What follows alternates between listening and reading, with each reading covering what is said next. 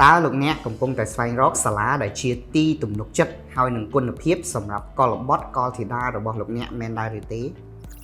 សូមស្វាគមន៍មេដាបេដាដែលមានកលបុត្រកលធីតាចាប់ពីអាយុ2ឆ្នាំកន្លះរហូតដល់5ឆ្នាំមកកាន់កម្មវិធីសិក្សា Montessori នៅសាលា Global Pathway ខ្ញុំបាទឈ្មោះខេងយ៉ាងហេងជានាយកប្រតិបត្តិនៅសាលា Global Pathway សូមជម្រាបជូនព័ត៌មានទៅដល់មេដាបេដាថានៅថ្ងៃទី31ខែឧសភាឆ្នាំ2025នេះសាលា Global Pathway នឹងចាប់ផ្ដើមបើកដំណើរការទទួលពាក្យក្នុងឆ្នាំសិក្សាថ្មីក្នុងត្រីមាសទី3នៃកម្មវិធីសិក្សា Montessori ហើយតើមានកត្តាអ្វីខ្លះដែលជំរុញឲ្យលោកស្រីសម្រេចចិត្តនាំកលបុត្រកលធីតារបស់លោកអ្នកមកសិក្សានៅទីនេះ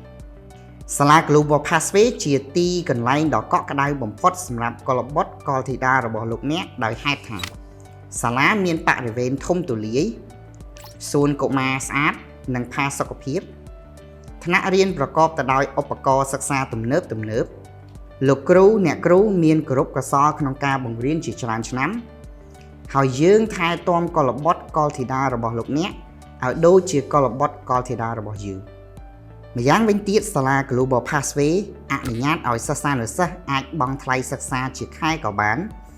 ព្រមទាំងមិនគិតថ្លៃទៅលើសេវារដ្ឋបាលពេញមួយឆ្នាំសម្រាប់ការចុះឈ្មោះក្នុងឆ្នាំសិក្សាថ្មីនេះលោកអ្នកនឹងទទួលបាននៅអាហារូបករណ៍រហូតដល់ 50% សម្រាប់ការបង់ជាខែលោកអ្នកនឹងទទួលបានអាហារូបករណ៍ 20% សម្រាប់ការបង់ជាត្រីមាសលោកអ្នកនឹងទទួលបាននៅអាហារូបករណ៍រហូតដល់ 30% សម្រាប់ការបង់ជាឆមាសលោកអ្នកនឹងទទួលបាននៅអាហារូបករណ៍រហូតដល់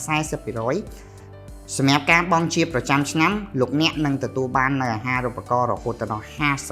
50% ជួបលោកស្រីចាប់ពីថ្ងៃជូនដំណឹងនេះតទៅមកកាន់កម្មវិធីសិក្សា Montessori នៅសាលា Global Pathway